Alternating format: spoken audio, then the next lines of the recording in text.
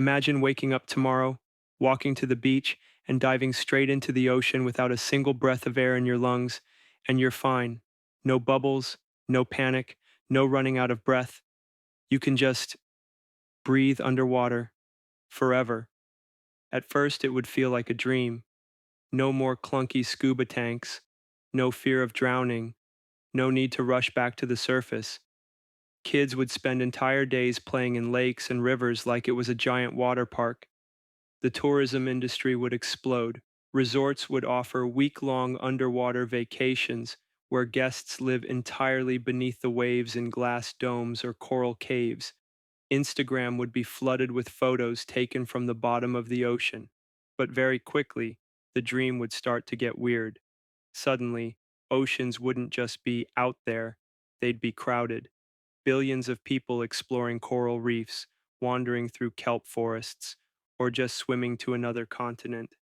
You wouldn't need a boat or a plane, just swim for days, maybe weeks, with underwater hotels along the way. That might sound amazing, but there's a catch. Humans are messy, and we'd bring all our problems with us. Trash, noise, overfishing. It would all increase dramatically. Sea creatures that once lived far from humans would find us in their territory. Imagine scuba diving with sharks, except now it's just called commuting. And then there's the temperature problem. Sure, you can breathe underwater, but the ocean is cold, really cold. Most people couldn't handle long swims in deep or polar waters without protection. That means a whole new industry of thermal swimsuits and heated underwater rest stops. Another issue? Pressure.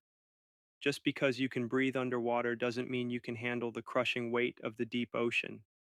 Most humans would still be limited to the shallows, maybe 40 meters deep, without special equipment.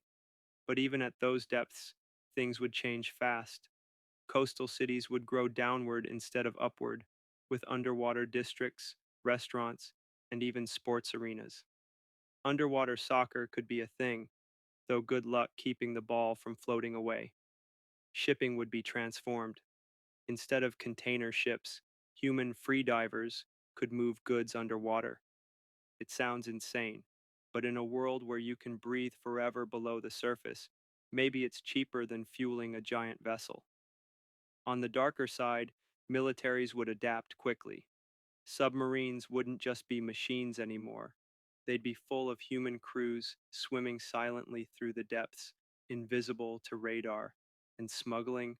Well, it's hard to track someone carrying a suitcase through the middle of the ocean.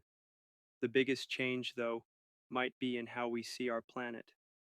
Right now, we think of Earth as mostly land with some water in between. But in this new world, the ocean wouldn't be a barrier. It would be a neighborhood. Imagine visiting a friend down the reef or taking a casual weekend trip to the Bahamas by swimming there. But maybe, just maybe, we'd also learn something.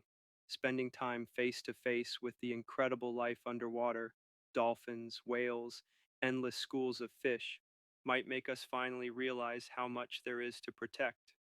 Or maybe we'd just build fast food restaurants under the waves, knowing humans, probably both.